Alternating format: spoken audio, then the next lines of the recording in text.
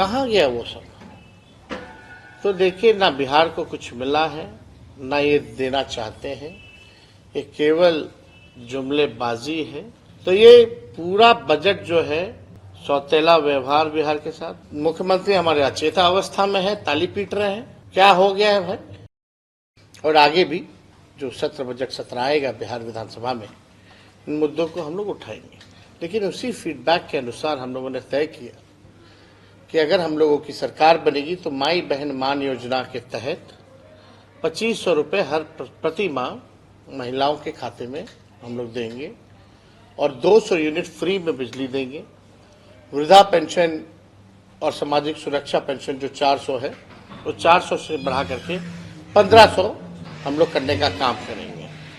Gas cylinder की भी बात आई है, बहुत महंगा है, चूल्हा जलाना गांव में मुश्किल हो गया इस महंगाई में, तो उसको भी बात हो रही है 500 करने की।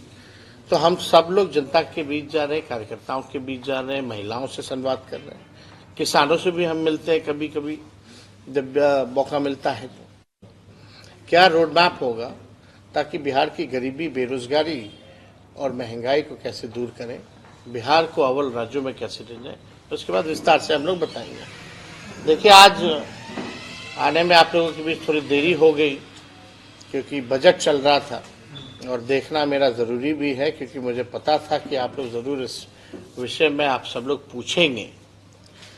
बिहार को हमेशा से मोदी सरकार ने ठगने का काम किया है, डबल इंजन की सरकार ने ठगने का काम किया है। विशेष पैकेज की बात तो कहीं नहीं, विशेष राज्य का दर्जा पता नहीं अब मिलेगा कि नहीं मिलेगा, इन्होंने तो पहले ही मना कर दिया। लेकिन चुनाव में तो बहुत ऊंची ऊंची बातें की जाती है, बड़ी बड़ी बातें की जाती है, जुमलेबाजी होती है। जो आज का बजट है, बिहार के साथ कहीं ना कहीं से खिलवाड़ किया जा रहा है, सौतेला व्यवहार किया जा रहा है। और जो पिछले बजट में जो बात आई थी उसी को दोहराने की बात इन लोगों ने किया है। ये बजट मेरा मानना है गांव, ग्रामीण और गरीब विरोधी। उसका बजट एलोकेशन कितना होगा कहीं कोई जिक्र नहीं, केवल जुमला और हवाबाजी। बीटा का हम लोग जब कैबिनेट थे तभी हम लोगों ने 15 में जब सरकार में आए थे तभी बीटा के लिए हम लोगों ने अतिरिक्त जमीन लैंड ऑक्यूपाइड करके हम लोगों ने अथॉरिटी को, एयरपोर्ट अथॉरिटी को दिया। अब तक उसका काम शुरू नहीं हुआ है। तो ये केवल जुमलेबाजी। ट्रेन, रेल का भाड़ा महंगा होता जा रहा है, इसमें कहीं कोई राहत नहीं। पहले जब बजट आता था तो रेलवे का अलग आता था, अब तो रेलवे को खत्म ही कर दिया गया। और हाजीपुर तो सेंटर रहा है इस चीज का, आप लोग सब लोग जानते हैं। लोग इच्छुक होते थे कि भाड़ा कम होगा कि बढ़ेगा, कौन सी नई गाड़ी मिलेगी, कहाँ हॉल्ट होगा, कौन सा नया ट्रेन चालू होगा। कहाँ गया वो सब? तो देखिए, ना बिहार को कुछ मिला है, ना ये देना चाहते हैं, ये केवल जुमलेबाजी है। और बिहार का चुनाव आएगा तो मीठी मीठी बातें होंगी लेकिन काम की बात नहीं होगी। बजट का मतलब नहीं तय कर पा रहे हैं, जो अनाउंस कर रहे हैं, घोषणा खाली कर रहे हैं। ये तो वही पुरानी बात है।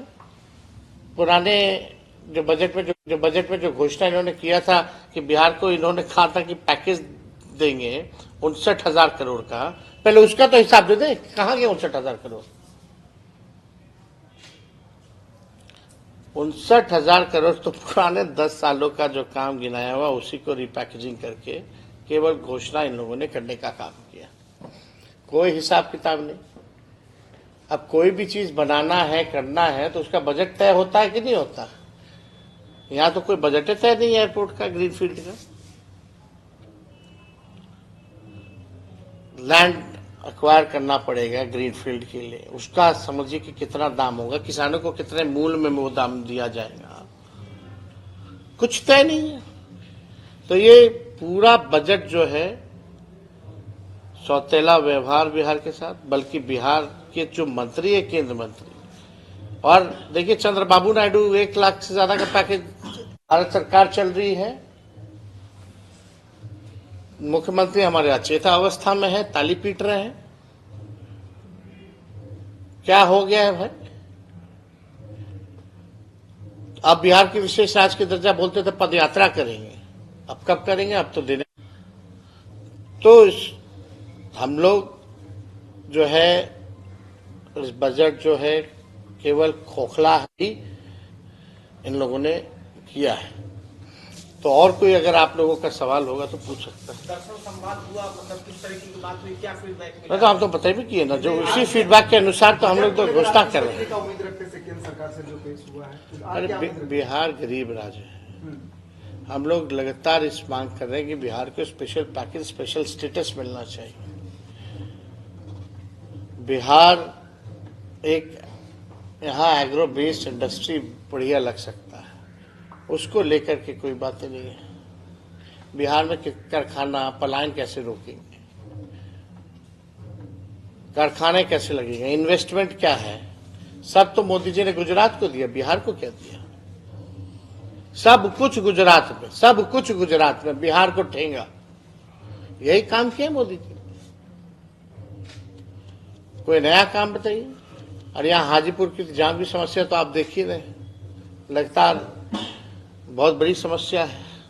आप हाजीपुर में है, अभी हाजीपुर चिराग पासवान जी का क्षेत्र है, पशुपति पारस आजकल आप लोगों से काफी नजदीक आ गए हैं, किस तरह की? अरे भाई, पुराना पारिवारिक संबंध आदरणीय रामविलास जी से, पशुपति पारस जी से हमारे पिताजी का तो रहा ही है भाई। सब लोग समाजवादी नेता लोग रहे हैं। जब ऐसी कोई बात आएगी तो जरूर खुल करके आप लोगों से बात की जाएगी, कोई छुपाने वाली बात थोड़ी होती है। सब प्रगति यात्रा में लगभग, प्रगति यात्रा में हर दुर्गति यात्रा कहिए, प्रगति यात्रा कहाँ कह रहे हैं? वो तो जा नहीं रहे ना, जनता से संवाद है। वही पटना का जो चंद अधिकारी वही यहाँ आ जाता, मीटिंग हो जाती, वाह वाह वाह, बतख को लाता है तो किराए पे लाता है। सबसे बड़ा सवाल यह है कि 500 करोड़ लगभग एक जिले को मिलता है, ऐसे अगर बिहार भर की बात कहाँ कौन जिले को मिल रहा है भाई? 2 अरब 25 करोड़ 78 लाख तो मुख्यमंत्री इस यात्रा पे खर्च कर रहे हैं। क्या चीज के लिए कर रहे हैं पता है आपको? जो निकलने का मुख्यमंत्री जी का यात्रा का ही बजट इतना महंगा है, बताइए कितने खर्चीले मुख्यमंत्री। अब एक आखिरी सवाल, पीएम मोदी ने कहा कि गरीब और मध्यम वर्ग के परिवार के ऊपर जो है कि लक्ष्मी जी का कृपा बना है। बजट से पहले पीएम मोदी ने बयान दिया। क्या पीएम मोदी ने यह बयान दिया है कि गरीब और मध्यम वर्ग के ऊपर लक्ष्मी जी का कृपा बने रहे, ऐसा उन्होंने कहा है, और लक्ष्मी मंत्र भी पढ़ा है। क्या बजट से पहले उन्होंने कहा? देखिए, हम लोग तो यही बड़े हुए, हम लोग तो यही प्रार्थना करेंगे कि उनकी आत्मा को शांति मिले, लेकिन कहीं ना कहीं तो लापरवाही हुई है और किसी ना किसी को तो जिम्मेदारी तय होनी चाहिए, किसी ना किसी पे कार्रवाई होनी चाहिए, ताकि भविष्य में एक एग्जाम्पल सेट हो, ताकि भविष्य में ऐसा काम दोबारा ना हो। हम तो नहीं चाहेंगे कि दोबारा ऐसा हो, तो किसी ना किसी की तो जिम्मेदारी तय होनी चाहिए। बिहार के लोग भारी मात्रा में जो है इसमें मारे गए हैं, डेड बॉडी वहाँ फंसा हुआ है। अभी तक कोई पहल बिहार सरकार के लोगों ने डेड बॉडी को कैसे लाएंगे, कैसे उनका अंतिम संस्कार कराएंगे, मुआवजा देंगे कि नहीं देंगे, इस पे किसी मंत्री ने कोई बात कही है? ये डबल इंजन की सरकार है।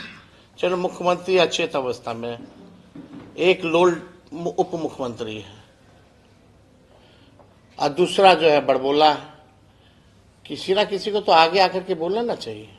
अमर उजाला जीवांजलि के सारथी की मदद लें और महाकुंभ में स्नान जरूर करें।